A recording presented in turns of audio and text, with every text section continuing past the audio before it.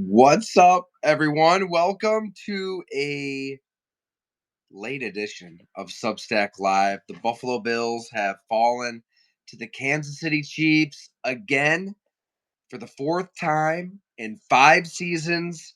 The Bills season ends at the hands of Andy Reid, Patrick Mahomes, and the Kansas City Chiefs. 32-29. You all saw it.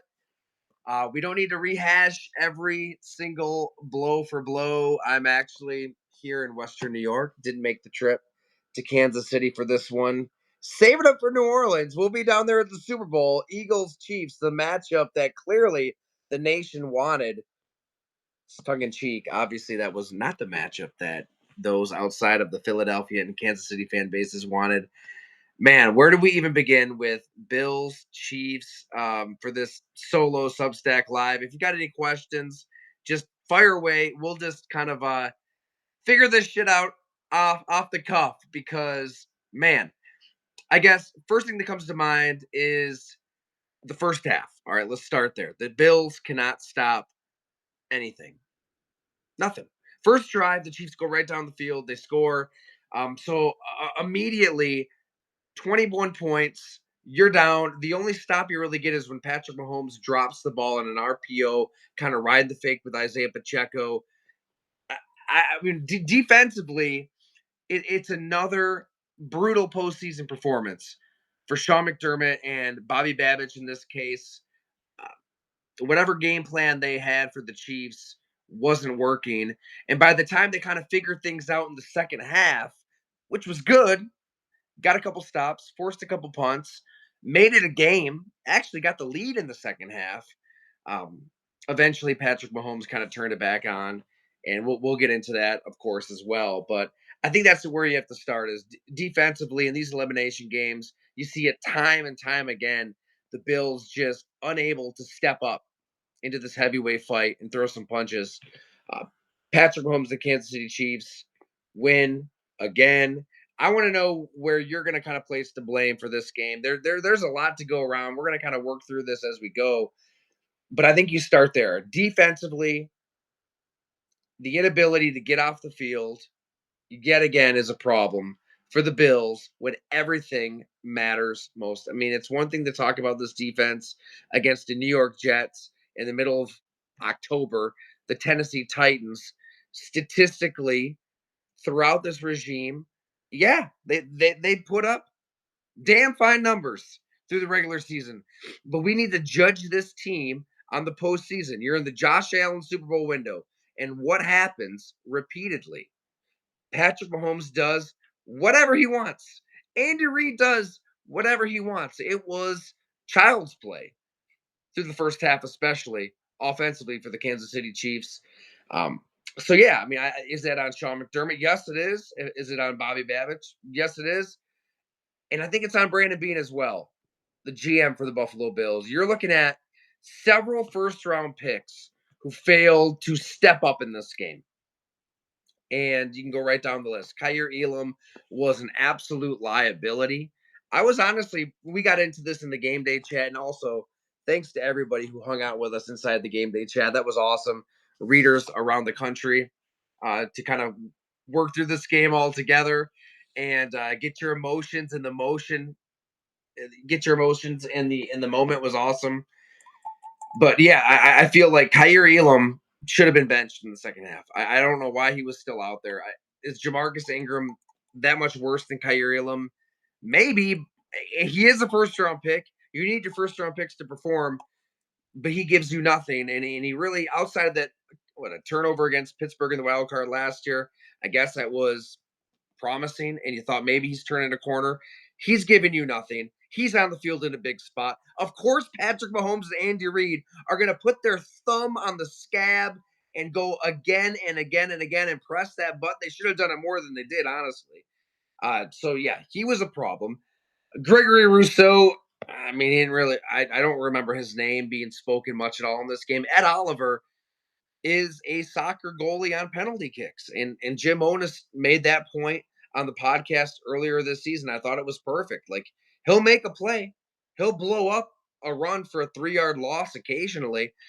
but he's guessing. He's kind of guessing aside too often. If he guesses right, he blows it up, and we all talk about him all week. If he guesses wrong, he gets washed out of the play. Ed was Ed again. Xavier Worthy, hell of a lot better than Keon Coleman in this game. Xavier Worthy goes for 85 receiving yards on 6 receptions with a touchdown. Also ran for 16 yards. He was dynamic, made plays throughout the game. Keon Coleman is targeted 4 times, catches 1 ball for 12 yards. So, hey, we championed Brandon Beane and the Buffalo Bills for having the balls to trade with Kansas City, do what they believed was best for them in that moment. I, I think it's great. Don't be afraid of the Chiefs. Take the best player. Both of these teams, by the way, passed on Ladd McConkey. So maybe that's the bigger conversation. They passed on Ladd McConkey. But yeah, Xavier Worthy woefully outplayed Keon Coleman in this one. And then, of course, there's Dalton Kincaid, the tight end that you trade up for in the first round, who's not Sam Laporta, who's not Tucker Kraft, who's not some tight ends in your same class that have outplayed you to this point. I get it. Everyone eats and everyone's unselfish and you don't know where the ball is going to go. Maybe his numbers are a little misleading. I would think that you're sure as hell expecting a lot more out of Dalton Kincaid this year. He had 2 catches for 13 yards today. Pull up his numbers on the season here shortly. But obviously he had the play in the late in the first half, I believe it was, when he could have fought for the ball and didn't really fight for the ball, didn't make the catch. That was a little concerning that your tight end isn't making that play. Let's remember he's not exactly a mauling blocker. You don't have Dalton Kincaid on the field to just take out defensive ends and clear a rushing lane for James Cook. So you're not having that element. He's out there to catch the ball, to be a dynamic threat as a receiver. He had 44 catches for 448 yards with 2 touchdowns this season, 10.2 a reception. This is after a rookie season, which he didn't give you much after the catch as well. And in this game, Josh Allen, of course, we've all seen the play by now, makes the play. It's a great call by Steve Spagnuolo. I mean, what else would you expect? He did the same thing really at Highmark Stadium when the Bills won that game. That was a great call by Spags on the 4th-and-2 play that the Bills went for to win the game, to go up by 2 scores, to close the door on that game. Josh Allen's able to smash all the buttons, take off, run for it because Steve Spagnuolo is showing man pre-snap, goes back to zone post-snap, makes Josh kind of, flicker mentally for a second, and then he takes off. What happens this time? He kind of baits Josh Allen to fade into the pressure. Probably knows that Josh prefers to improvise toward his right. Why wouldn't you? You're right-handed. You want to make a play that direction. Kind of makes him go that direction with 3 defenders in his face. Yeah, he had Khalil Shakir to his left on that orbit route, and I've seen the next gen dots kind of make their way onto social media. If you're just looking at the dots, right, where the dots are just kind of showing where everybody went, of course you think, what in the hell is Josh Allen thinking on this play? Of course you're thinking, just turn your eyes to the left, get it to Khalil Shakir. It's a first down. You keep moving. You're down 3. You're in control. You're Josh Allen. You're the Buffalo Bills. You've got the ball late in this game. But I don't know. I feel like that you got to give Steve Spagnuolo some credit for kind of baiting Josh to the right. So he fades to the right and he still is able to get the ball out of his hand with all this pressure in his face, and he puts it right on Dalton Kincaid, hits him in the hands. It's right there. I think in real time, it was hard to appreciate how good of a throw this was, how great of a play this was by Josh Allen. But you slow it down, you look at it. Kincaid should have had it. I mean, that's player error. That's tight end error. That's a play that he probably makes what 7 out of 10 times, 8 out of 10 times. You're hoping for that out of Dalton Kincaid. All right, rambling on and on. One other thought. Yes, the spot. Let's get into the spot. All right, when exactly was that?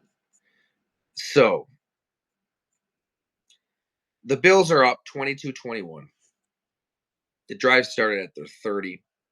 They drive right down the field. 3rd and 3. Allen throws to Dalton Kincaid. Even that spot, you could say maybe he got the first down. It was close. but they spotted short. Okay. And then the Bills, it was kind of the opposite of the Kodak moment, right? When we had the three-part series on Sean McDermott and the Buffalo Bills, December of 2023. That was, I think it was in part two. A few players told me how he loves those quote unquote Kodak moments. It's calling a timeout ahead of a huge defensive play. You see what the offense is in, you get your defense set, you kind of go over it again and again and again. It was kind of the opposite of that offensively, where they wanted to keep the Kansas City personnel on the field. They hustled to the ball. And I like it, right? We've got to give the Bills credit here. Operating off of instinct. It's like Phil Jackson with Michael Jordan or Kobe Bryant. Like, no, not calling a timeout. Just let your offense let it go, right? Let them operate off of feel. Let Josh Allen operate off of feel. You've got the personnel you want. Get to the line of scrimmage and sneak it. That's a whole other conversation. If you're gonna tush push, maybe you have a push. Maybe you have guys actually shoving them in the back to get the first down. That's that'd be ideal if you're gonna tush push it. If you're gonna sneak it. Um. Anyways, it just kind of turned into like a sneak that was somewhat predictable. You didn't need much, and you still probably got it, but it was ruled short. And then the officials didn't see enough to overturn it. So whatever you think about that, if it's a shit call and it went against the Bills, whatever. Okay, things happen in football. Guess what? There are 5 fumbles in this game. The Bills recovered all 5. Shit happens in pro football. A lot of breaks went the Bills' way in this one. Mahomes is just dropping the ball on an RPO in the first half, and that could have been another touchdown. It could have been up 28-10 instead of 21-10 at one point. Doesn't go your way. I get it. Bad call. We're gonna hear it all off season here in Western Europe. Trust me. But what happened after that? How did your team respond to adversity? Well, here's how. You give up a 5-play, 59-yard drive in 2 minutes and 41 seconds. Mahomes runs right for 7 yards. He finds Juju Smith-Schuster, confirmed, still an NFL player. Juju, still in the NFL, 29 yards. Kareem Hunt gets 7, Kareem Hunt gets 6, and then Patrick Mahomes runs for 10. Touchdown. The Chiefs go up 29-22 with 10 minutes left. To the Bills' credit, the offense responded. The offense went down the field. They end that drive with the fourth and goal touchdown to Curtis Samuel.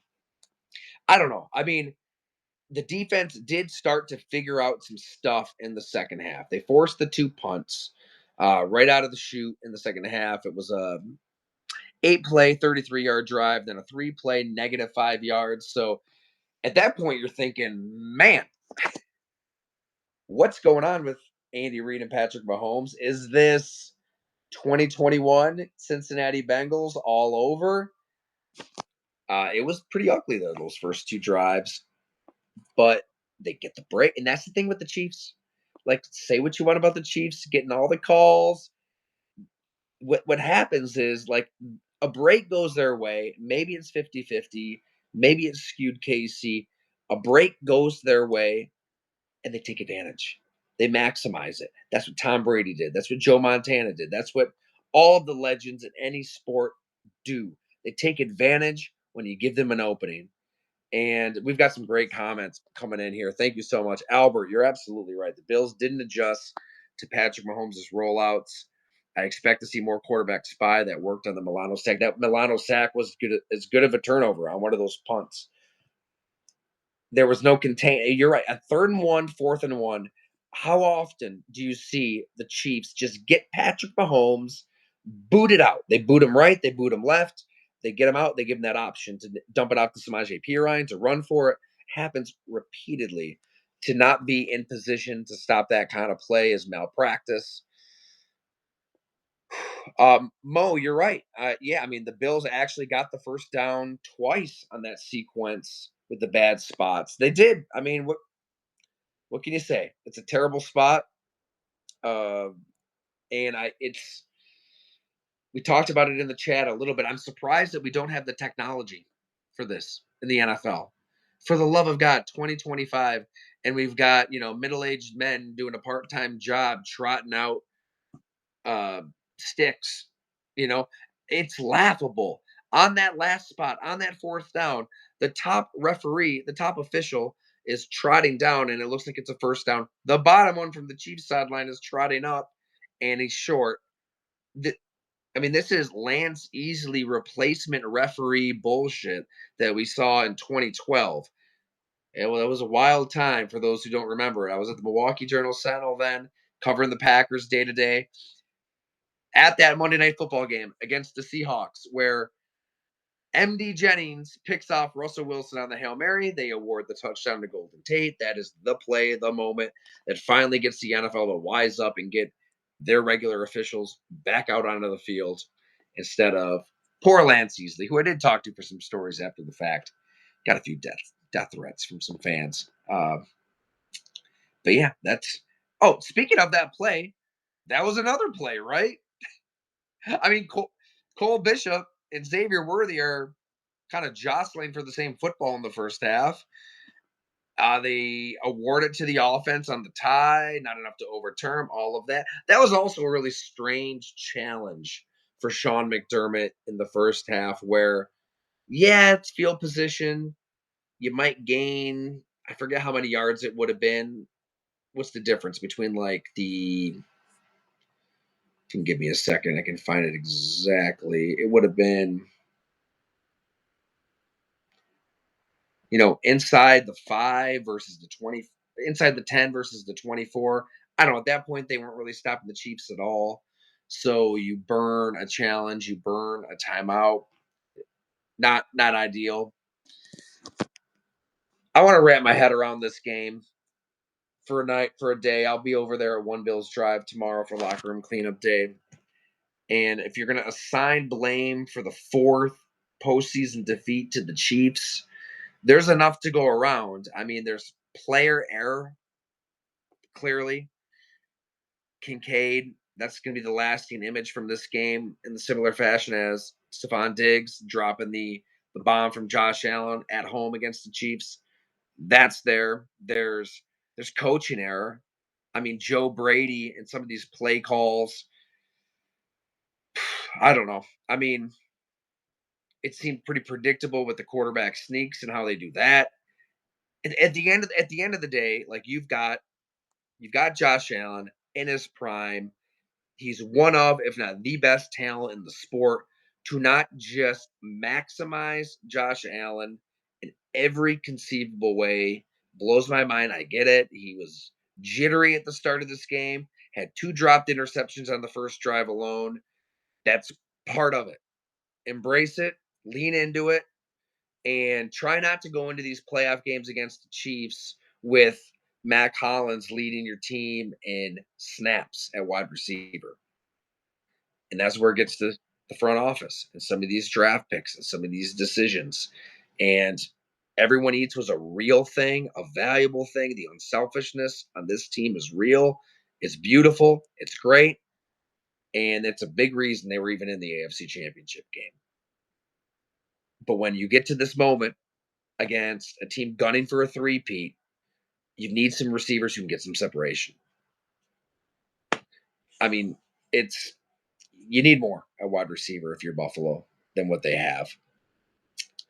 You're paying you're paying some key players a lot of money who didn't give you a lot in this game as well. So there's some blame there. And then this defense is Sean McDermott's defense, and it was a massive letdown again. I guess we'll run through the numbers.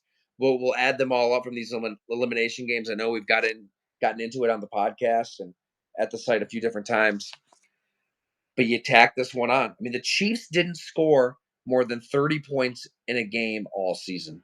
They got to 30 twice, once against the Panthers.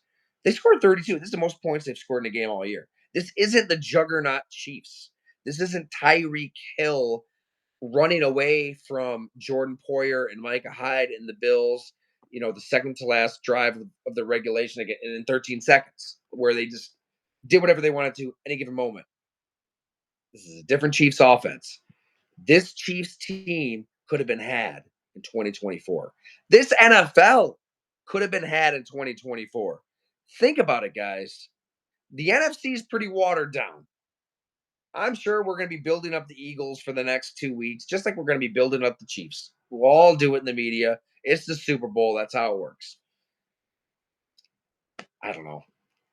Nick Sirianni was just screaming at his own fans after a win over the Browns. A.J. Brown's reading books on the sideline. The Eagles are very, very good. They're beatable. The Detroit Lions were the best team in the NFC. They've got a handicap team by the end of the season. They're picking up whoever they can off the street just to fill out a roster. Okay, that's the team. That it was the Detroit Lions season in the NFC, and their apocalyptic string of injuries, insane. I mean, Aiden Hutchinson, Aleem McNeil alone, Alex Anzalone for a good amount of time. Go right down the list. Carlton Davis. The Vikings fell apart at the wrong time. I mean, this was Buffalo's season. The stars were aligned. You had a quarterback that won't win MVP, but should have won MVP without he threw the team on his back. And you found new ways to lose to the Chiefs. The Chiefs just get it done. This is a historic combination. Patrick Mahomes, Andy Reid. They're officially on GOAT watch, both of them. Andy Reid as the head coach, Patrick Mahomes at quarterback. He wins another Super Bowl, third in a row, fourth overall. We're having those conversations, but you had them. You had them if you're Buffalo. You had the team. You had the balance. All kinds of great points here in the chat. Yeah, James Cook came on in the second half. Kind of disappeared. Agreed. All right. There's all kinds of stuff that we're going to get into. This was more of a diary at the mouth, instant Substack live analysis. We've got a lot of people in here hanging out. So thank you so much for listening, for watching. Greatly appreciate it. We'll try to wrap our heads around this tomorrow in podcast form, in the written word, all of that good stuff. But yeah, another missed opportunity for these Buffalo Bills. I kind of base it all off of covering the Packers at the Milwaukee Journal Sentinel. And when you had an elite quarterback, an MVP quarterback in Aaron Rodgers, who was at fault himself in a lot of these playoff games, but also there were coaching malpractice. Thinking of the NFC Championship game against Seattle, all the chip shot field goals, all the passiveness, the defensive meltdowns, Colin Kaepernick running for 181 and doing whatever he wanted through the air as well. And then the next thing you knew, it was over. It was over, and it lasted for a while too. You had the breakup with Mike McCarthy. You bring in Matt LaFleur. You have Ted Thompson's sad demise cognitively, and he sadly passes away. Eventually, the Aaron Rodgers era ended in Green Bay with one Super Bowl. So at least they won the one in 2010 in his third year as a starter. This one here in Buffalo, you've got a special talent in Josh Allen. Is he perfect? No. Few are. Patrick Mahomes wasn't perfect in this game. He's dropping the ball on RPOs in the first half. You've got a special talent. You've got 2 AFC Championship game appearances to show for it, 0 Super Bowl appearances to show for it, and 0 titles. And now you've got, 7, 8 months to stew over this until the start of next season. 12 months. Nothing matters until the Bills play the Chiefs again in the playoffs, frankly. There'll be many stories written, many podcasts recorded. Everybody will talk about this team ad nauseum again. Nothing matters until you get back to this game. This team, this coach, this quarterback, this GM, everybody will be judged by their performance in playoff games. The Ravens game wasn't pretty. They figured out a way to get it done. This Chiefs game, they did not. For the 4th time in 5 years, Andy Reid and Patrick Mahomes owned the Buffalo Bills. Look, there were bad calls. We said earlier there were also 5 fumbles that all went your way. That's football. There's going to be breaks both ways. And at the end of the game, on the fringes, when you've got to make those decisions, there was a lot to like. I know we're still going here, but I did like the aggressiveness from Sean McDermott. Like, there's a penalty on the Chiefs. I'm not gonna go after him for going for two there. You've got an opportunity. Now you're close. Now you can steal a point there. Points matter. Okay, that's good. Why are we kicking a field goal for on the first drive? Right? What was that situation? That would have been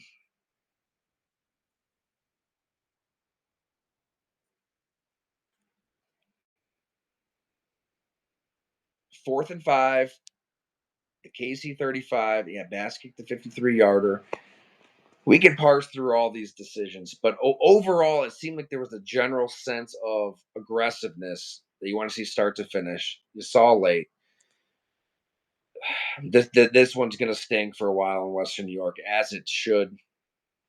Chiefs 32, Bills 29, season over. There's no sugarcoating. We're going to hear a lot about this being a transition year, anyways. Nobody thought that the Bills were going to be anything, anyways. There's there's some shreds of truth to that. You ate all of Stephon Diggs's money this year to free yourself up next year. But guess what? I mean, this was the year to get to the Super Bowl, to win it the way that it kind of played out. Don't forget about Joe Burrow and the Bengals playing without a defense all year. They're going to be back.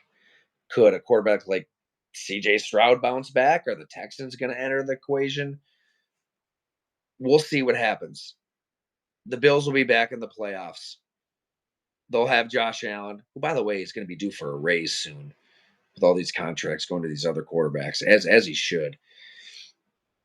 But it's a wasted opportunity. And if Aaron Rodgers and the Packers, if any of these teams with these quarterbacks teaches anything, eventually it ends, and you're starting over. Nothing but sadness in Western New York for the locals here. I can't thank you all enough for reading, for listening, for watching, for hanging out inside of the game day chat. It has been a pleasure. Greatly appreciate all of you. We've got a lot of people right here on this Substack live. So thank you so much. We're still heading to New Orleans. I'll be down there all week to deliver some stories on this matchup, but also, Radio Row, all these players, all these teams are hanging out. So we'll try to figure out what we can on the Bills, the Packers, everybody that you care about. So make sure you hit me up. Let me know what you want to read, and we'll make it happen. Thanks so much, everyone.